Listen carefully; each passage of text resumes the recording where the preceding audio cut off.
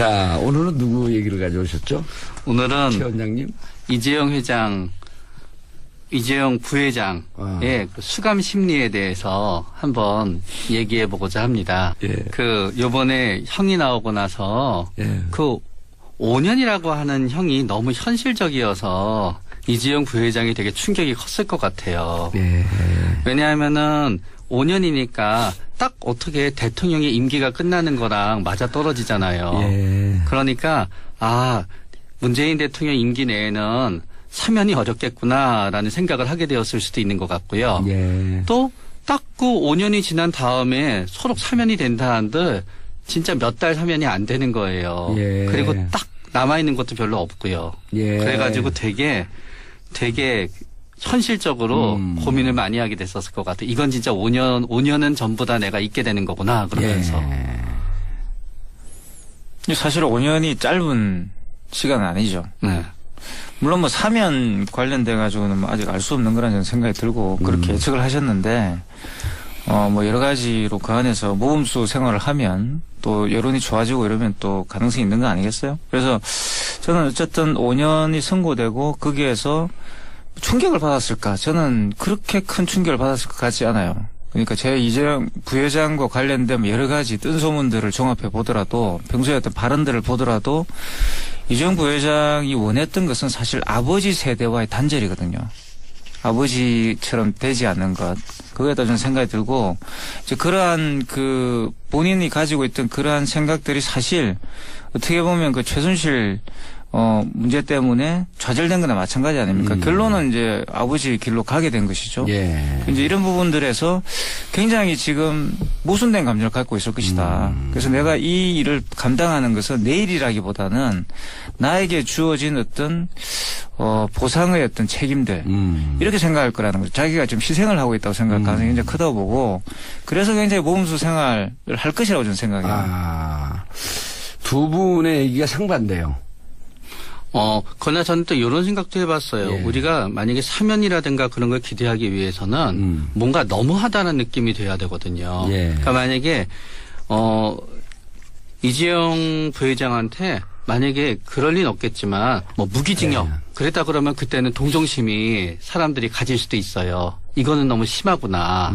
그런데 이 5년이라고 하는 거는 뭔가 형을 내리면서 사람들로 하여금 이것밖에 아니지라는 심리를 가지게 되기 때문에 적어도 그 5년이 지날 때까지는 절대로 국민들의 감정이 좋아질 수 없는 기간인 거예요. 사람들이. 그래서 사면에 대한 기대를 못하게 된다. 네, 이제 그건 없어진 거죠. 사면은 실질적으로도 저는 거의 없을 거라고 생각이 되고요. 2심에서 3년 6월로 깎이면요. 근데 제가 알기로는 5년이 구형에 따른 최저형인 거로. 5년이 하한선은 맞아요. 근데 네. 진짜 하한선은 몇 년인 줄 아세요? 어떻게 되는데요? 2년 6월이요. 네. 왜냐하면 재판부가 장량 감경이라고 하는 방법을 쓸 수 있어요. 재판부가 반으로 깎아줘요. 하한선에서. 그게 진정한 하한선은 2년 6월인데 이거를 쓰지 않았기 때문에 항소심에서 이걸 쓰면서 3년을 줘서 집행유예로 내보낼 수 있겠다라고 하는 우려들을 그래서 하는 겁니다. 근데 그거는 어떤 의미에서 이재용 부회장한테 본인한테는 희망이기 때문에 예. 아직은 규칙적인 생활을 하면서 견디면서 이제 희망을 가지는 거고요. 예. 또 규칙적인 생활이 그 희망을 현실화하는데 이재용 부회장한테 도움이 되겠고 그러나 만약에 대법원까지 다 돼서 뭔가 본인의 형이 확정이 되게 되면은 그때는 또 다른 마음가짐을 한번 가져야만 되겠죠, 이제. 저는 그런 여러 가지 정략적인 예측을 할 수도 있겠지만 저는 이재용 부회장의 지금 상태는 예. 굉장히 지금 상황을 즐기고 있다고 봅니다. 본인 스스로에겐 굉장히 이제 색다른 경험일 수도 있다는 거죠, 이런 부분들이. 이제 그래서 나쁜 의미로 제가 이제 즐긴다고 말씀을 드린 게 아니라 이제 굉장히 잘 적응하면서 잘 적응하고 있다. 현재까지 보도도 그렇게 나오고 있죠. 이건 무슨 말인가 그러면 평소에 자기의 삶의 어떤 패턴과 크게 다르지 않을 수도 있었다는 이야기예요. 이게 그러니까 50억짜리 집에 살다가 그죠? 지금 갑자기 1.9평으로 왔는데 그 50억짜리 그 큰 주택에 살 때도 이 사람이 자기가 생각했던 그런 공간감이라는 것이 1.9평 정도밖에 안 됐을 수도 있다는 겁니다. 심리적 공간감이라는 예. 거. 다시 말하면 아무리 럭셔리한 그런 집에 살더라도 자기의 마음이 자유롭지 않다면 1.9평에 사는 거나 마찬가지인 거거든요. 예. 이 사람은 제가 볼 때는 끊임없이 아버지에 대한 그게 있었어요.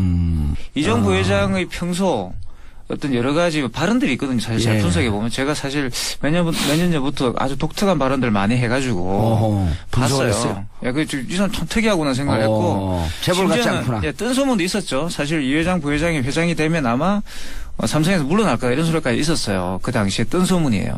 그런 걸 보더라도 이 사람은 뭐라고 이야기하냐면 끊임없이 자기는 아버지의 그런 헝그리 정신으로 기업을 운영하지 않을 것이다. 이런 이야기를 많이 했거든요. 저는 사실 이번 최순실 게이트가 터졌을 때 굉장히 이재용 부회장의 그러한 평소의 발언들과 모순된 그런 모습이 저는 깜짝 놀랐어요. 사실은. 사실 뭐 결국 그렇게 가는구나. 뭐 혼자서 이렇게 잘난 척 하려고 그래도 결국 그렇게 가는구나라는 생각을 처음엔 하게 됐죠. 예. 최순실 게이트에 삼성이 뇌물을 줬다라는 것이 밝혀졌을 때는 상당히 제 개인적으로는 결국 재벌이라는 것이 본인들의 어떤 의지와 상관없이 구조의 어떤 그런 것에 끌려갈 수밖에 없는 거구나 이런 생각을 했었는데 이런 어떤 생각을 조금 해보다 보니까 최근 보이고 있는 이재용 부회장의 어떤 수감 생활의 모습. 근데 이게 오버랩이 되더라고요. 어제 정두원 의원도 이제 저하고 같은 심정인데 정두원 의원은 이제 감옥을 한 번 갔다 왔거든요. 근데 정두원 의원은 저보다 감옥에서 더 이 롤러코스터를 탔을 거예요. 왜냐하면 저는 형이 확정된 상태에서 들어갔기 때문에 감옥 생활 내에 밖에 생활의 변수로 내 생활에 충격이 오는 일은 없었어요. 다만 이제 나경원 의원과 재판이 붙은 게 추가 기소 뜰까봐 이제 걱정을 하고 있었는데 그게 이제 무혐의로 끝났거든요.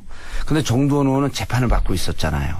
맞아요. 유죄, 무죄, 유죄 이게 왔다 갔다 하는 게 진짜 완전 사람 환장하게 만드는 거거든. 그러니까 1년 징역살이가 결국 그렇죠. 무죄가 됐는데 1년 징역살이가 저보다 컸었던 것 같아요. 어제 딱 보니까 마음에 안고 있던 징역의 돌의 무게가 나의 한 10배쯤 되는 것 같더라고. 딱 표정을 보니까. 근데 이제 트라우마인 거지. 트라우마죠. 그러면서 그러더라고. 정말 진중하게 전체형으로 봐갖고는 뭐 너무 약하게 나온 거 아니냐라고 하는 얘기를 하고 싶지만 막상 감옥을 살아본 심정에서 5년은 길지 않은 세월이기 때문에 뭐라고 얘기할 수 없습니다. 이러면서 조용히 싹 빠지더라고. 네. 근데 그렇게 징역은 사실 고통스러운 거. 네. 어제 이재용 부회장도 그랬대잖아요. 교도관과 생활지도계 교도관과 면담에서 오면 충격 때문에 교도소에서 무슨 사고가 발생할까봐 이렇게 형을 받고 오면 이런 VIP들은 요주 인물이죠. 면담을 해요. 면담을 하는데 상당히 낙담한 표정으로 네. 실망스럽다. 맞아요. 예. 이재용 부회장님도 이재용 부회장도 요새 되게 신앙 서적을 많이 읽는데요. 안에 들어가면 읽을 수밖에 없어요. 이 또한 지나가리라. 네. 그래가지고 그렇게 신앙 서적을 많이 읽는 거를 보면 역으로 추출해보고 때 마음이 그렇게 편안한 것만은 아니에요. 아니 마음이 네. 편할 리는 없죠. 그럼요. 그러니까 제 생각도 그런데 마음이 편하다는 게 아니라 이 사람은 이 지금 현재 벌어지고 있는 이 사건을 자기의 형벌이라고 생각한다는 거지. 그럼요. 후회한다는 거예요. 그러니까 내가 왜 그때 재벌의 자식으로 태어나서 내가 왜 이런 아버지를 만나가지고 내가 왜 이런 기업에서 사실 내가 원하지도 않았던 이런 일을 해가지고 이렇게 됐을까 이렇게 생각할 수가 있다는 거죠. 왜냐하면 저는 그 청문회 나왔을 때 그 이재용 부회장이 증언을 했잖아요. 나와가지고 그때 자기 이야기 하나도 없었어요. 그게. 그러니까 그 표정이나 완전히 아바타 같았잖아요. 그러니까 말하는 방식이나 심지어는 그 말 몇 마디 하고 거기에서 어떤 표정을 짓고까지도 저는 다 미리 사전에 시나리오를 만들어가지고 짜가지고 나온 것 같았거든요. 제가 봤을 때는. 그렇게 했죠. 다 준비해갖고 변호사들. 저는 그런 것들도 보면은 굉장히 자기의 어떤 자아가 박탈되어 있는 상태잖아요. 그러니까 이재용 부회장은 계속 그렇게 살아왔을 거라는 거죠. 나는 내가 어디 있을까? 라는 질문을 계속 했을 것이고, 역설적으로 저는 이 구치소 생활을 잘하면, 아니, 이제 뭐 감옥 생활을 잘하면, 이재용 부회장이 자아를 발견할 수 있지 않을까? 이런 생각까지 해요, 저는. 저는 그래서 이재용 부회장은 감옥 스테이를 하고 있다는 생각이 들어요. 예. 감옥 스테이. 다시 말하면 약간 템플 스테이처럼 지금 약간 서민 체험하고 있는 느낌일 것 같고, 오히려 이제 역설적으로 말한다면 물론 본인이 이제 자유가 없고 감옥에 갇혀 있고 그러니까 불편한 점도 있고 이걸 또 5년이나 해야 되나 이런 생각을 할 수도 있겠지만 또 한편으로는 의외로 이제 이런 것도 해볼만 하네 이런 생각을 할 수도 있다는 거죠. 예. 이제 보충을 하면은 제가 볼 때 이재용 부회장이 감옥에서 그래도 잘 견디는 거는 일단 원래 좀 규칙적이었던 분이라는 느낌을 받아요. 아, 그리고 자기가 무척 그렇죠. 개인적으로 아주 자의식이 강하고 자기 생활을 자기가 직접 하려고 네. 하는 그런 경향으로 많이 보이잖아요. 네. 네. 그리고 한마디로 나서 바른 생활맨이죠. 네. 바른 쭉 생활맨. 보다가 보면은 이게 되게 수능적인 분이세요. 뭔가 하면 우리가 이제 심리 검사하면 MMPI라는 검사들이 PD라는 지수가 있는데요. 네. 그 PD가 PD야, 얘네래, 여기요. MMPI라는 검사에 네. 이제 MMPI. PD라는 지수가 있는데 PD가 70점 이상이면은 막 가만히 있질 못하고 충동적이고 조금만 이라도 화를 PD가? 내고. 네. 오. 근데 이제 PD가 한 60에서 65 정도면 상당히 적극적이에요. 오. 그러니까 감옥과 같이 본인의 활동을 제한하면 견디지를 못해요. 저는 PD가 몇 점쯤 나와요, 그럼? 좀 해보진 않았지만 낮진 않으실 것 같아요. 상당히 높을 것 그런데 같은데? 요 PD 점수가 40점 이하가 되잖아요. 네. 그러면 자발성이 굉장히 떨어지는 분이세요. 그럼 저 한 30점 될 것 같은데? 전 자발성이 없어요, 아예. 맞아요. 네. 그래가지고 맞아요. 끄떡끄떡 거리잖아요. 네. 밖에 있을 때 재벌의 회장으로 살 때는 또 거기에 맞춰서 굉장히 이제 수능하는 거예요. 부회장이었을 때는. 예. 그러나 그 수능이 사실 이제 문제를 만들었던 거예요. 왜냐하면 본인이 처음에 내가 저 지배구조의 정점에 오르게 되면은 내 의지를 관철할 거라라는 마음이 항상 있었지만 예. 막상 본인의 선택권이 있었을 때는 가신들의 조언을 따르다가 보니까 일이 이렇게 된 거고요. 예. 또 감옥에 교도소에 있으면서는 교도소의 규칙에 또 잘 순응하는 거예요. 그렇기 때문에 만약에 무척 긍정적인 삶을 사시는 분이네. 어떤 점에서는 긍정적인 삶을 살아야 되지만 만약에 긍정적인 삶을 사는 거라고 할 수도 있지만 결국 선택의 기로에 있어서는 이분들의 어려움은 뭔가 하면은 모든 선택이 나의 선택이라고 하지 않게 되는 부분이 그냥 있기 때문에 객관적 상황에 맞춰가는. 네. 그렇기 때문에 저는 이재용 부장이 예. 이 지금 쭉 수감 생활을 하면서 제일 후회가 되고 제일 화가 나는 게 하나 있다 그러면은 왜 그때 내가 그 사람들의 말을 들었었을까? 그거지. 만약에 내가 그때 최순실의 이런 거에 있었을 때 내가 이재용 부장이 실제로 거기에 대해서 거부하는 생각을 가졌든지 아니든지 간에 인간은 자신의 실수를 인정하고 싶지는 않잖아요. 그렇죠. 그러니까 아마 본인이 증언을 했듯이 예. 최순실한테 본인이 최순실에 대해서 일정 거리를 두고 싶었다고 본인은 믿을 거고 어쩌면 그게 진실일 수도 있다고 가정하게 되면은 예. 그 부분에 대해서만은 매일 잠을 자면서도 후회를 갖다 할 거예요. 내가 그때만큼은 지분을 조금 손해보는 한이 있고 승계 과정이 조금 어려움이 있더라도 내가 가신들의 말을 듣지 않고 예. 내 의지대로 했었어야 되는데 라는 점 하나만큼은 계속 이 수감 생활이 끝날 때까지는 후회할 것 같아요. 후회한다. 그거를 제 상황에 빗대보면 내가 그때 왜 검찰에 나갔을까? 검찰에 왜 BBK 이 문제를 당해서 하라 그랬을 때 왜 했을까? 왜 받아들였을까? 이런 후회가 돼야 되는 거거든요. 근데 저 같은 경우는 이 또한 운명이다 이렇게 받아들여지던데. 네. 그러나 또 그래서 제가 이 수능 점수가 그 PD 점수가 낮은 것 같아요. 맞아요.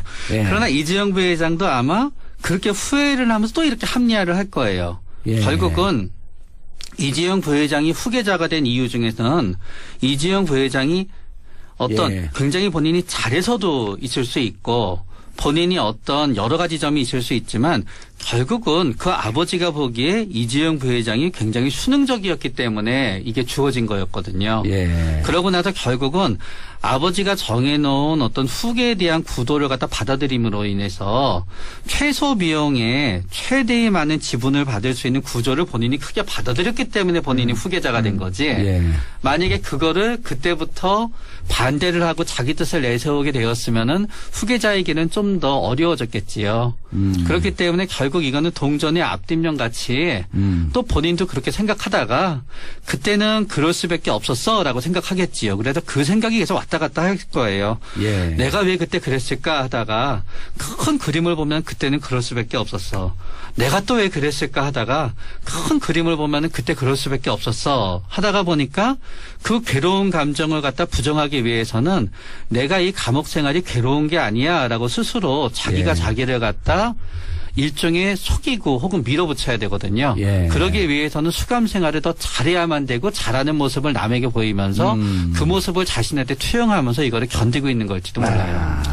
결국 이게 이제 그 오너 경영의 문제점이죠. 그러니까 이제 이건희 부회장 같은 아니, 경우 이건희 부회장이 아니라 이재용 부회장이요. 아, 참 이재용 부회장이 심리로 가자니까. 이건희 이재용 장 헷갈리는데 어쨌든 이재용 부회장. 예.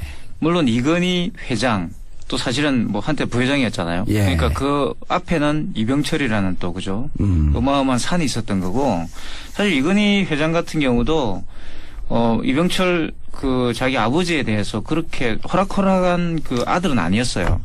그런데 이제 어떻게 보면 이런 오너 경영을 유지하기 위해서 결국 이재용 부회장 같은 경우도 최순실 게이트에 가담한 거나 마찬가지 아닙니까? 결론적으로 말한다면 이재용 부회장 같은 경우 삼성을 뭐 최연료 기업 또는 뭐 제대로 된 기업으로 만들고 싶다 이런 이야기를 했지만 평소에 결론적으로는 그 오너 경영에서의 그 지분을 확보하기 위해서 결국 최순실의 손을 잡을 수밖에 없었다는 거죠.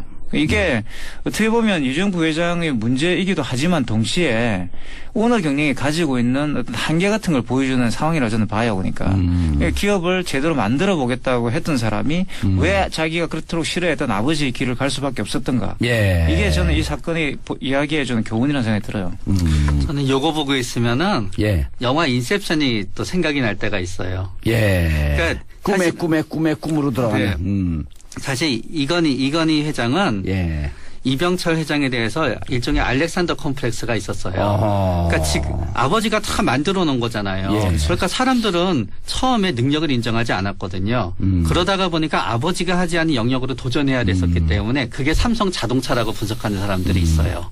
뭔가 아닌 걸 해보고 싶다. 근데 거기에서 이제 아니게 되는 거고 이제 규모를 키우게 된 거죠. 예. 근데 영화 인셉션을 보다가 보면은 결국 사람들이 그 사람들한테 꿈을 갖다 자꾸 해서 그 사람을 바꾸려고 하는 게 그 올바른 경영을 하라는 식으로 해서 결국 그 사람의 어떤 그랬죠. 재벌 인셉션에. 집단에 갖다 무너뜨리려고 하는 거잖아요.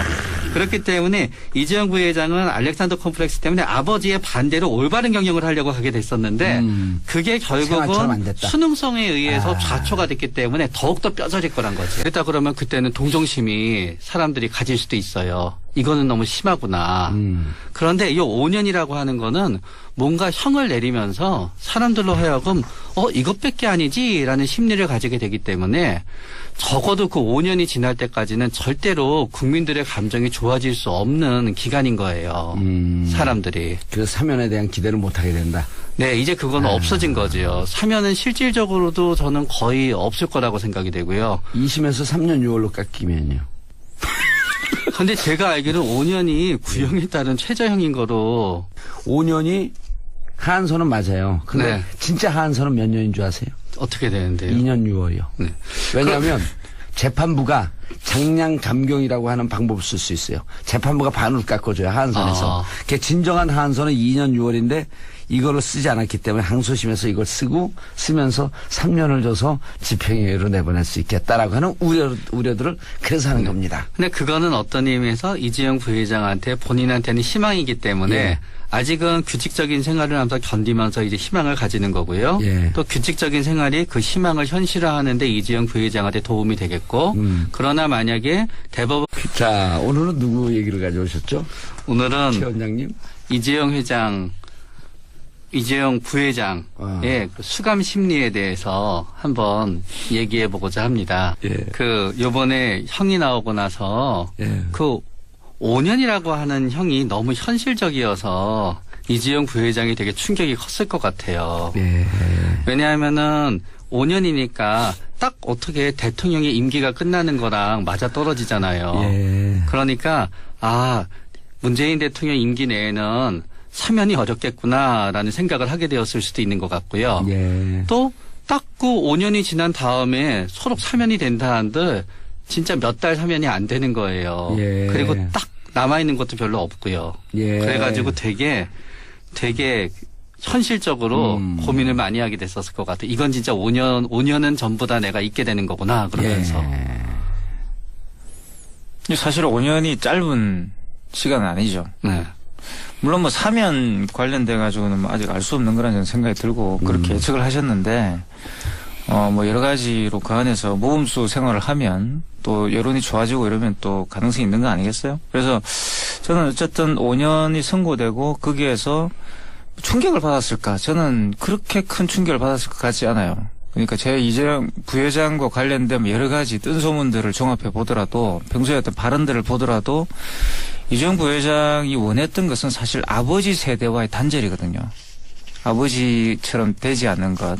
그거에다 저는 생각이 들고 이제 그러한 그 본인이 가지고 있던 그러한 생각들이 사실 어떻게 보면 그 최순실 문제 때문에 좌절된 거나 마찬가지 아닙니까? 결론은 이제 아버지 길로 가게 된 것이죠. 예. 이제 이런 부분들에서 굉장히 지금 모순된 감정을 갖고 있을 것이다. 그래서 내가 이 일을 감당하는 것은 내 일이라기보다는 나에게 주어진 어떤 보상의 어떤 책임들 이렇게 생각할 거라는 거죠. 자기가 좀 희생을 하고 있다고 생각할 가능성이 굉장히 크다고 보고 그래서 굉장히 모범수 생활을 할 것이라고 저는 생각해요. 두 분의 얘기가 상반돼요.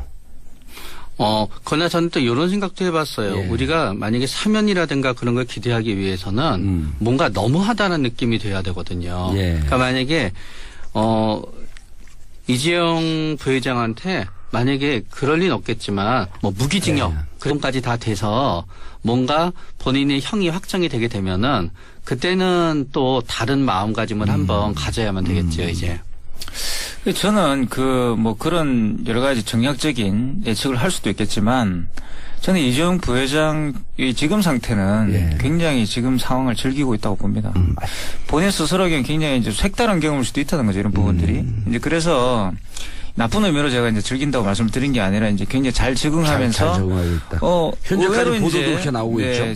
이건 무슨 말인가 그러면 평소에 자기의 삶의 어떤 패턴과 크게 다르지 않을 수도 있었다는 이야기예요. 이게 그러니까 뭐 50억짜리 뭐 집에 살다가 그죠?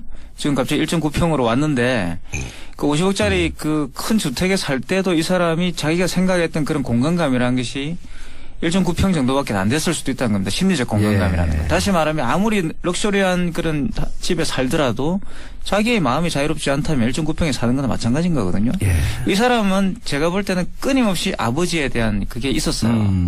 이재용 부회장의 평소 어떤 여러 가지 발언들이 있거든요. 사실 잘 분석해 보면 제가 사실 몇 년 전부터 아주 독특한 발언들 많이 해가지고 봤어요. 야, 이 사람 참 특이하구나 생각했고 재벌 같지 않구나. 뜬 소문도 있었죠. 사실 이 회장 부회장이 회장이 되면 아마 삼성에서 물러날까 이런 소리까지 있었어요. 그 당시에 뜬 소문이에요. 그런 걸 보더라도 이 사람은 뭐라고 이야기하냐면 끊임없이 자기는 아버지의 그런 헝그리 정신으로 기업을 운영하지 않을 것이다. 이런 얘기를 많이 했거든요. 저는 사실 이번 최순실 게이트가 터졌을 때 굉장히 이재용 부회장의 그러한 평소의 발언들과 모순된 그런 모습에 저는 깜짝 놀랐어요. 사실은.